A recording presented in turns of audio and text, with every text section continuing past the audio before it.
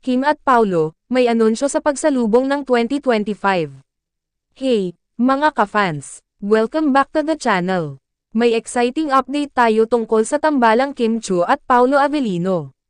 2025 is about to get a whole lot better, dahil may malaking anunsyo silang hatid sa kanilang mga fans. Aabangan ba natin ang kanilang bagong proyekto?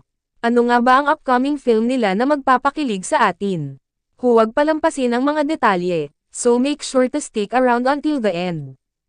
Isang exciting na balita ang hatid ni Kim Chiu at Paulo Avellino sa kanilang mga fans ngayong papalapit na ang 2025. Matapos ang matagumpay nilang tambalan sa mga proyekto tulad ng Linlang at My Love Will Make You Disappear, handa na silang magbigay ng bagong saya sa kanilang mga tagahanga. Ayon sa mga ulat, magkasama sina Kim at Paulo sa isang bagong proyekto na kanilang ihahayag sa pagsalubong ng 2025, bagamat hindi pa tinutukoy ang eksaktong detalye ng proyekto, sigurado ang kanilang fans na isang espesyal na proyekto ang nakalaan para sa kanila.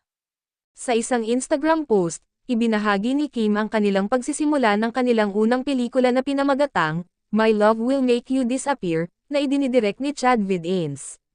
Ang pelikula ay inaasahang ipapalabas sa mga sinehan sa ika-12 ng Pebrero taong 2025.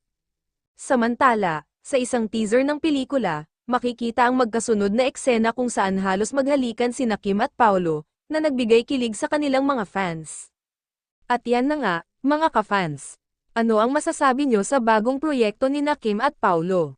Excited na ba kayo? Kung nagustuhan mo ang update, don't forget to hit like, share, and subscribe para maging una sa mga upcoming balita. Comment below kung anong tingin mo sa kanilang new project, at abangan ang susunod na video. Hanggang sa muli, stay tuned and see you in the next one.